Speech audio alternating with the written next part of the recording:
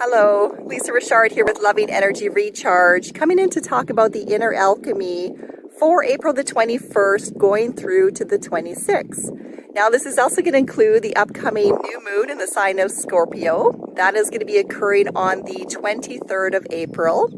And as you can see behind me, we are down at the ocean for this recording because Scorpio is a water sign. So we're out in the elements, we're out taking some time, contemplating through this energy, contemplating through this message.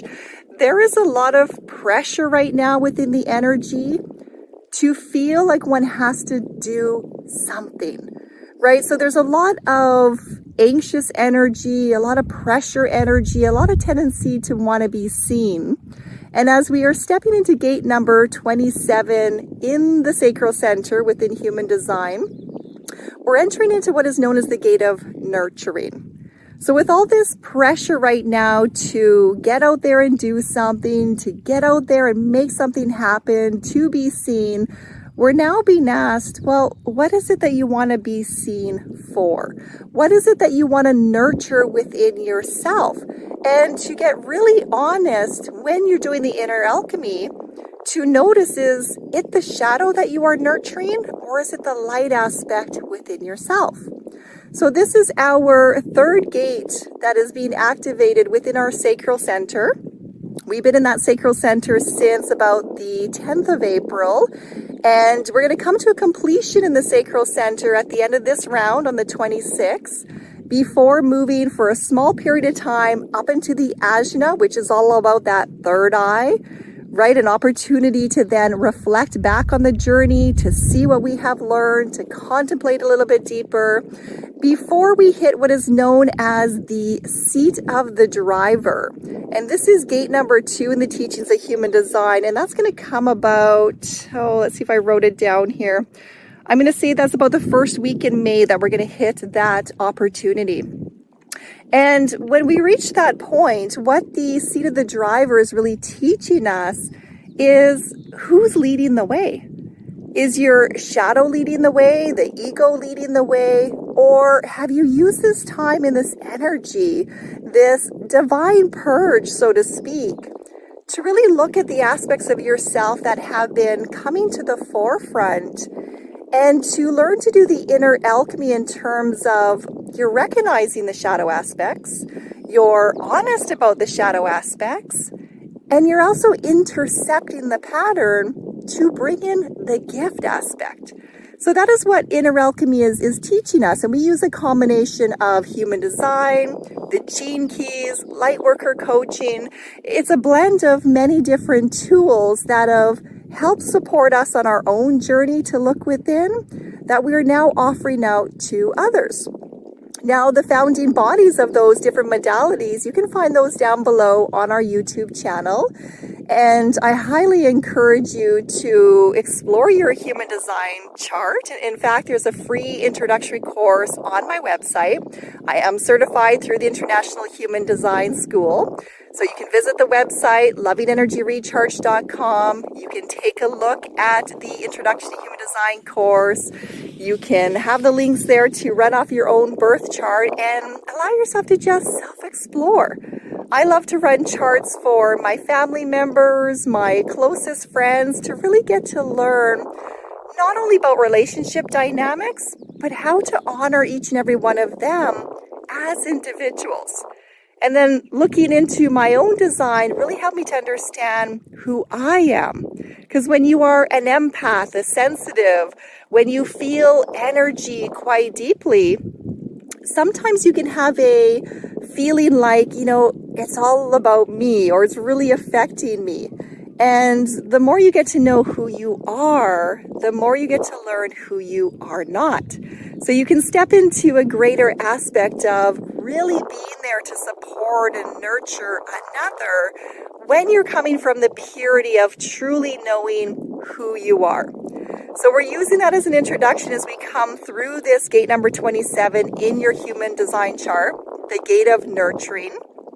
We're going to talk now about the shadow that it brings, and it is the shadow of selfishness. And this is why it is so important to get clear on what are you nurturing, your shadow or your light, and to really notice what comes up for you when you even hear the word selfishness. And a lot of us have been taught to not be selfish, but I want to add a little bit of an element and a twist here because it may surprise you how selfishness can show up. Because a lot of times we feel like, we're really doing a service to somebody else. We're helping them. We have their best interest at heart. They need me. I'm going to be there. I'm going to drop everything and do what I'm feeling called to do.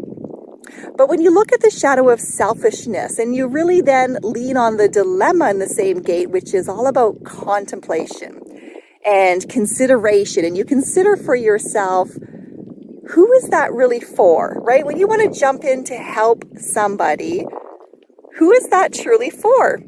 And I know for myself, when I reflected upon that, there was times where I had to be honest and say, you know what, it's for me. It's feeling something within me, a need to be needed or wanting to harness a relationship. And then sometimes there can even be a deep-seated fear of, well, I'm worried that the other person's going to be mad or the other person's going to find something else or I'm going to lose an aspect of myself. So when we take a look at the shadow potential of selfishness, it's really getting clear on those insecurities that are coming from deep within you that have been conditioned, or they're coming from the place of the inner child that needs to be nourished within yourself. And I'm going to give you an example of this as well. So consider as parents, because a lot of us that are watching this are women or we're mothers or fathers with children as well. When you're a parent, and we all love our children, doesn't mean that we always like our children, but we love our children. So some of us have a tendency to do as much as possible for our children. Sorry, I have to fix an earbud as we are contemplating through this. So some of us have a tendency to want to do as much as possible for our children. And in doing so, we might do their laundry. We might make sure that we prepare their favorite meals. If they come to us and need some money, we may hand it over to them. We might treat them every once in a while on a material object that they have their heart set on. But when you really stop and look at that and consider, well, is that selfish of me to do so? And the reason I bring that up is when you look at the mother's potential, the father's potential to raise children, what we are looking for is to raise children to be self-efficient, to know that they have the ability to make decisions that are right for them, and to really encourage them to do what they can for themselves and also to lend a hand for others. So when we look back at some of our tendencies to maybe overindulge with some of our relationships, is there an aspect of selfishness that is creeping in because of a greater fear story? So I'm really offering this out as an opportunity for us to consider within ourselves the whole idea of the shadow of selfishness, what that may look like, what it may feel like, to really play with the opportunity and the dilemma to sit in your own contemplation and your own consideration, and then lean towards that gift aspect, which is all about the altruism. So the altruism being a higher divine guidance. So when you're stopping to consider, why am I nurturing this? Why am I feeling so strongly about this? Why do I have a need to be seen? Why do I have a need to be needed? Why do I feel like I need to pitch in there? Then you're stopping to ask, well, what would love do? So when you're coming from that higher place of really taking the time to pause, and we are in some reactive energy, right? So there's a lot of pressure right now to do something and to go somewhere and to be seen. But why? And who is really looking at you, right? So there's times where, you do an awful lot. You nurture lots of people. You have to be the one to pat yourself on the back and say, I see you.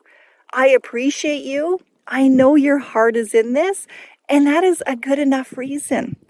All too often, we are looking at others to be the mere reflection showing us that we're going in the right direction or that they approve of our actions and behaviors. But that is the inner child or the underdeveloped parts of self that is still looking for validation external to who you truly are. When you're stepping into a place of authenticity, you're allowing yourself to be vulnerable, you're allowing yourself to be honest with yourself, that you are both aspects of shadow and light, and you are here to learn and evolve, well, then you have a beautiful opportunity to really nurture the divine aspects of self that are here for the highest good. And not only nurture them in yourself, but to then offer that same kind of encouragement to others. Because now when you do step in and you are called to help somebody, you're doing it from the purity of love. You're doing it from an inner knowing. And you're not doing it with any sort of expectation of, where is this going to get me? What are they going to do for me in return? How can I make sure they know how important I am to them? Right? So we're really questioning and being honest. Where does this energy come from within us? And also learning to make peace with the word selfishness and to know that there is a divine selfishness and there's an egoic selfishness. It's a bit of a tongue twister, an egoic selfishness. So take some time in this energy, really sit in this full moon in Scorpio. There's a lot of emotion in here. This is water energy, but it's also the tendency to break free and to cut those cords, right? That is the scorpion. So we can either inject venom into ourselves and keeping ourselves poisoned in our mindset and continuing our behavior, and or we can call in the higher divine aspects to cut the cords, just like calling in Archangel Michael, to end a pattern and end a behavior and to let go of those things that are just not resonating with us. So I hope you enjoyed this video. Thank you for staying with me. Thank you for putting up with the shaky hand and the self-guided video aspects. This is new to me. This is perfectly imperfect. This is me sharing the love of Vancouver Island and my own journey through my own contemplation. And I'm so grateful and glad that you are here along for the ride. Sending much love to you all. Take care.